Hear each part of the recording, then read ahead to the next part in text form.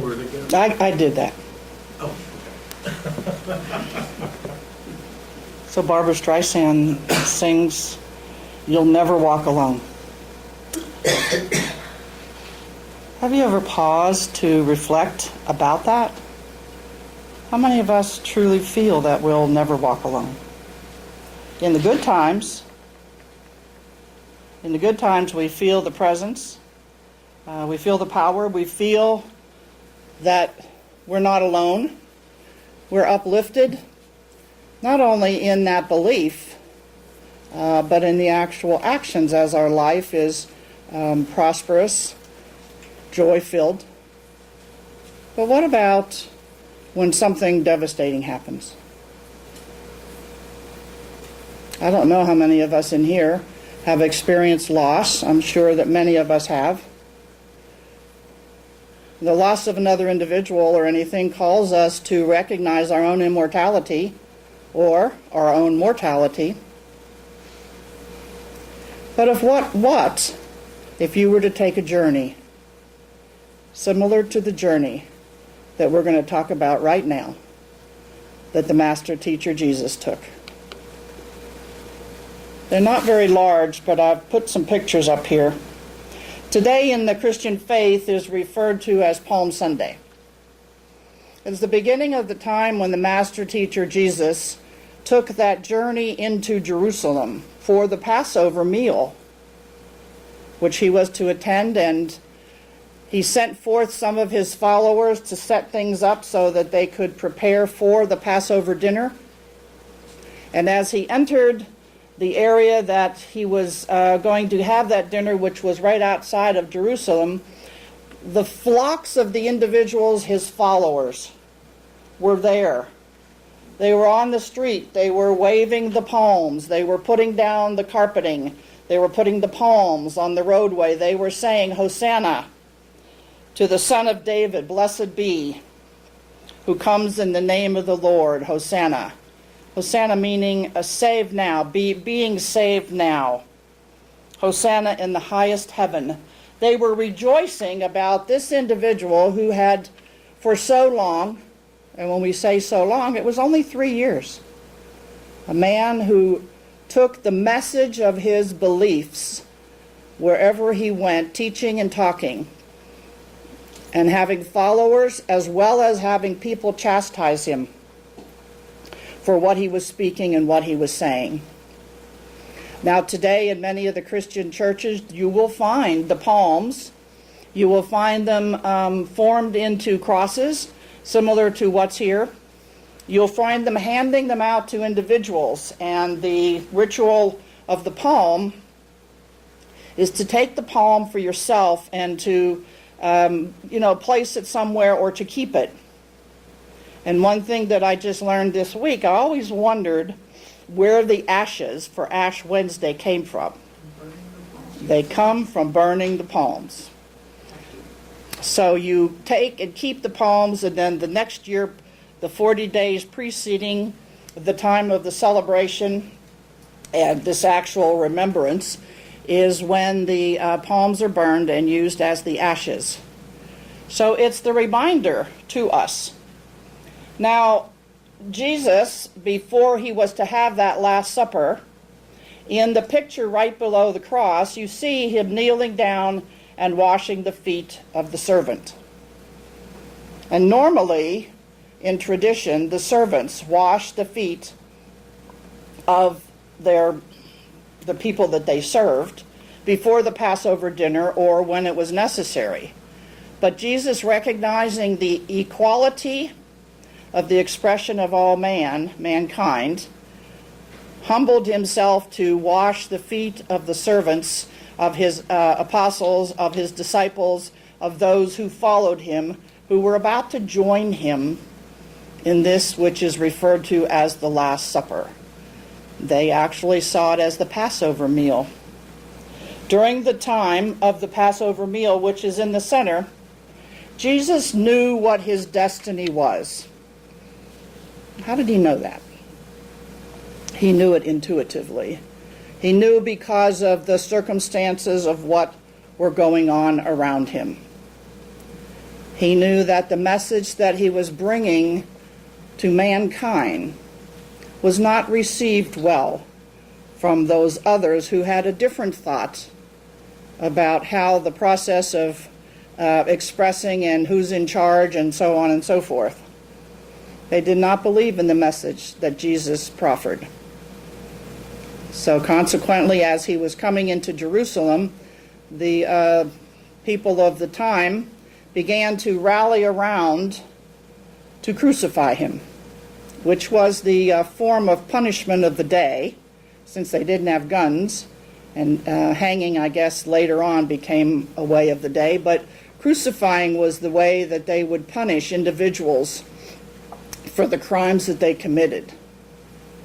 But basically, Jesus had committed no crime, no real crime. The Romans in charge of making the decision as to what was to happen to this individual didn't see any merit in doing this. But they knew that if they didn't want to have an uprising within the people of the area, Pontius Pilate was really left with no choice but to actually crucify Jesus along with the two robbers who actually had committed crimes and were to be crucified that day. After the Last Supper, or during the Last Supper, what Jesus said to his disciples in there is that before the cock crows, meaning the next day, someone would betray him. Have you ever known that someone in your life has truly been betraying you?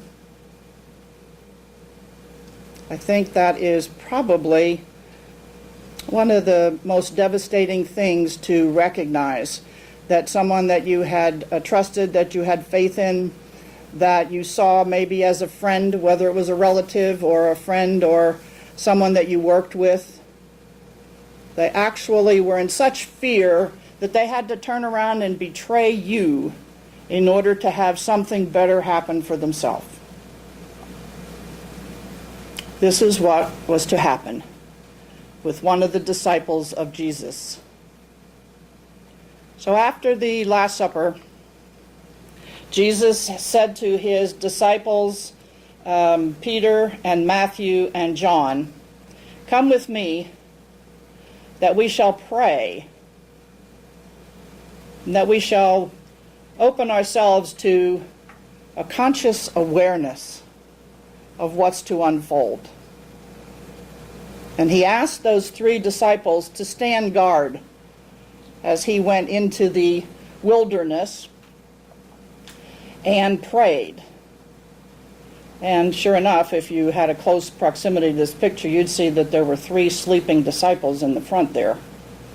The disciples fell asleep. Could that be seen as a betrayal as well? You asked these individuals to sit and to be present and to stand guard with you as you go off to be in the silence of the prayer and the consciousness of what it is that you are aware that you may potentially be about to experience. Now, what do you think Jesus prayed when he went in to the silence and into this conversation with his inner God? Well, there was a book written by Joel Goldsmith. It's called The Easter for Each of Us, something to that effect. So he kind of goes around and makes some assumptions about, well, if Jesus was a man like you and I, even though he had a deeper awareness of the presence of God, was he capable of losing faith in what the Father was doing? If he was human, it's possible that a part of that could have come about. As he was waiting, going into the city, they could hear the throngs of people hollering for the guards and all of that to take him. And he wondered, let's say he wondered, How many of those people out there in that crowd are the ones that followed me to the mountain? How many of the ones were saved, healed, told they could walk again, that they could see? Would he have thought that he had failed his mission? Well, Goldsmith goes on to say in that book that no, there wasn't any possibility of Jesus recognizing that he had failed any mission, because Jesus saw that he was but the vehicle through which the godness of who he is came forth. And so he was asked to do this work. And the message that he got was, you have fulfilled your mission. You have done what you came to do. And by looking at the individuals who are not here to follow you, not here to defend you, is not witnessing a failure. It's witnessing the indication of the readiness, and I'm paraphrasing, the readiness of the individuals to truly stand in the knowingness of who they are. For Jesus knew that if he were to be crucified, what would be crucified would be the flesh. It would not be the soul. It would not be the connection that there is with the God within. The soul, the ever-presence, would be moving on. So when we ask ourselves the question, what would it take for me to recognize that I never walk alone? When I find that it is my time to go, whether I'm going through an illness or some aging process or whatever it is, will I be at peace, knowing that whatever is happening to my flesh is not what is happening to my soul? My soul is the perfection of the God that is within me, the God that I am. But we, in the human sense, if we are not prepared, if we do not understand, if we don't come into an alignment with recognizing that it is the Father within who doeth the work, that when something of that devastating an impact comes to us, we may find ourselves in worry. Next week on the Good Friday Easter weekend message that I deliver, I'll be talking about the one phrase that Jesus used, which is, my God, why are you forsaking me? So imagine ourselves in a painful situation. I just have recently, within the last 6 months, supported a gentleman who went through a painful process in his physical body, with the capacity for 9 months or more to be aware of what was happening within his physical body. And on one side of it, from within himself, he wanted to continue to live and to be an expression, and he trusted. And then on the other side, when the pain got to be too much, when the pain got to be to the point where he thought he was better off elsewhere, he relinquished himself into the greater expression of who he is. We'll make that decision at some point in time in our life. So our belief is. So when we're walking through that valley of the shadow of death, where we find ourselves in the opportunity to fear no evil, for thou art with me, comforting me, will we draw ourselves to that place of being comforted by the Father, the one within? The lower left-hand corner is a depiction of Judas.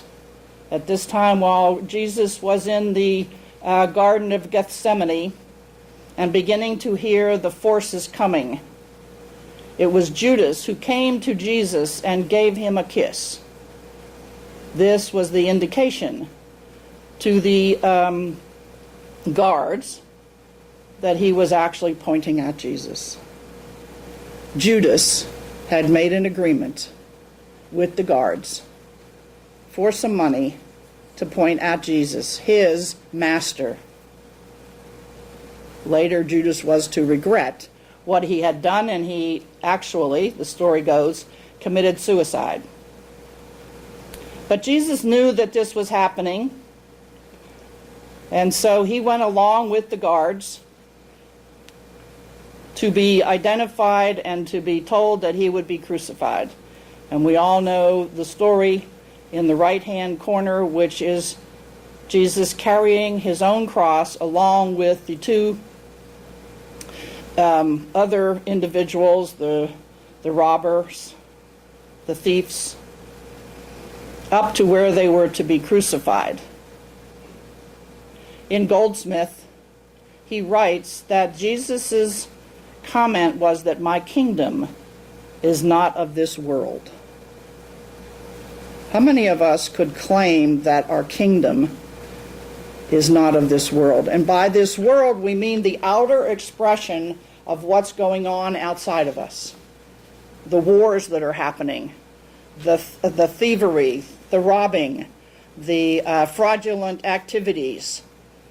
When we see those things happening outside of us, are we able within to find that place of forgiveness and allowance to accept that whatever it is that we see is an opportunity of a lesson for each of us to not judge?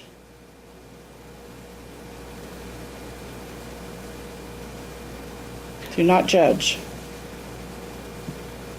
I think we may have some practicing to do. Here's the quote that I used earlier, the second half this morning in the reading. Ernest Holmes says, we are to know that passing events cannot hinder the onward march of the soul. Passing events, that which has happened to us in the past. We have the capacity to hold on to them or to let go of them.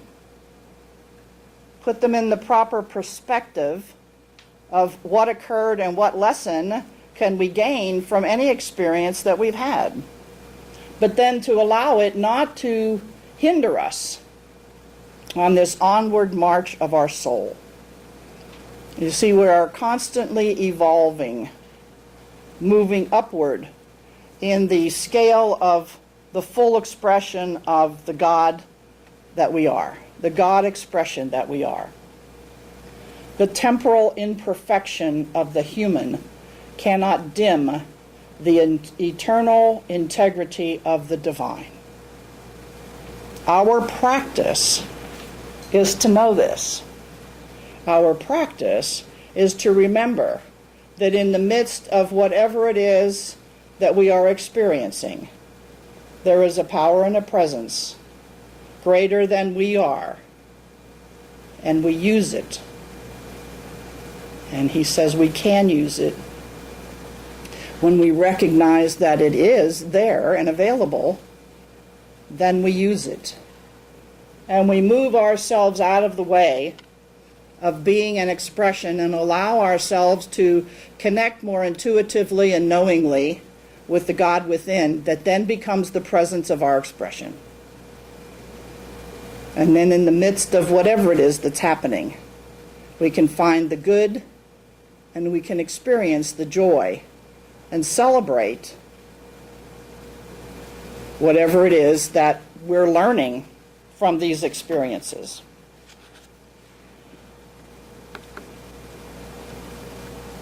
When we abide in the one, we cannot be betrayed.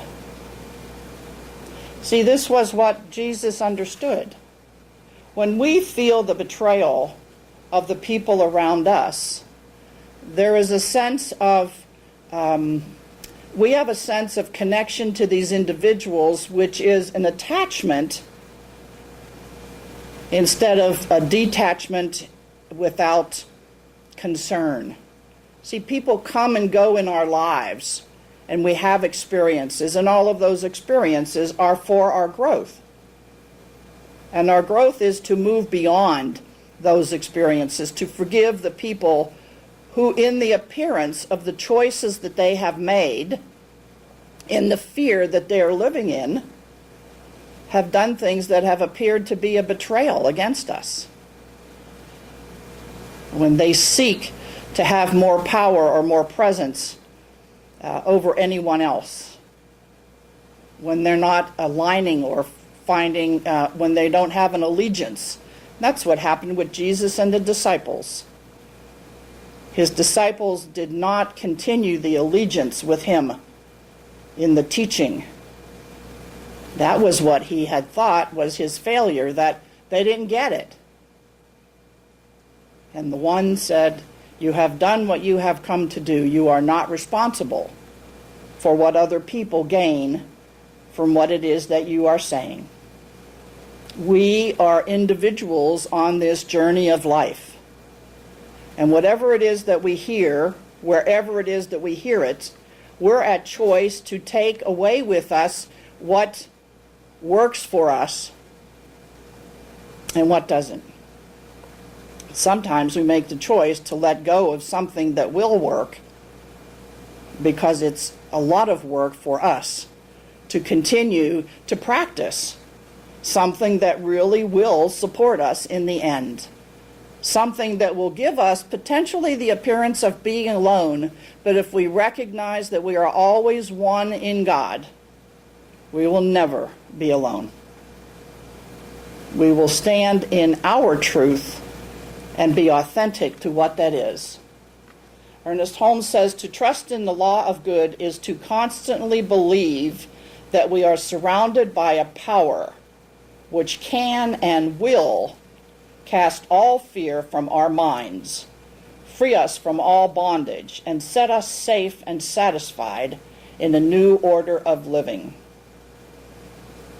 Read that slowly. To trust in the law of good, to see the glass half full instead of half empty, is to constantly believe that we are surrounded by a power which can and will cast all fear from our minds. If we set our minds into the power of good, then that's what will manifest for us. So we have to stay on that road, on that path, using that power in the law of good. It will cast out all fear from our minds. It will free us from all bondage. And the only bondage that we ever have is the bondage that we set for ourselves. So with the same free will that we placed ourselves in the bondage, we can free ourselves from it with that same free will. And it will set us safe and satisfied in a new order of living. Ernest Holmes, change your thinking, change your life. Change your thinking, which then changes your actions, which then changes the circumstances of your experiences, which then changes your life. And from the Bible, be ye transformed by the renewing of your mind. It's the same thing. Change your thinking, change your life. So this week, as we journey toward Easter next Sunday, I want you to take some time, and you may already have done it in these 40 days of Lent, and the Lenten season is 40 days of prayer, 40 days of reflection, 40 days of looking at the power of the presence of God in your life. For the Christians, it's looking at what the master teacher Jesus taught them through the journey that he had in being present, being the Son of God. So this week, as you think about and as you're aware that Friday will be celebrated as Good Friday, Thursday is the day of the crucifixion, and Friday is the death, and then the Saturday-Sunday process of the ascension and the resurrection. And so next Sunday we will reflect upon this next coming weekend, next Sunday. So think about where you are in your walk in life. walking with the one and feeling the oneness of all life. Let us pray. I find in this moment of reflection a deep understanding of what it means to abide in the one, to be one with the infinite source of all life. And I open myself up into the possibility of continuing to embrace the knowingness of this truth regardless of what experience I have in my life. For I can affirm and know the blessings of being one in God. And I can know that not only for myself, but I can know it for all of us in this room and for all of life. We let go of the material elements of this world, and we move into the infinite source, the ethereal witnessing of the one that lives and breathes and has its very being in us, claiming ourselves as the divine expression of God. And so right here and right now, I call this good and very good. And with great gratitude for the Master Teacher and what it is that we can understand from his journey, from what it is that he came to teach, and from what it is that we have learned. He empowers us to know that greater things can be done by each of us than have been done by him. So knowing that life is good and that we are blessed, let us celebrate this together as we say, and so it is.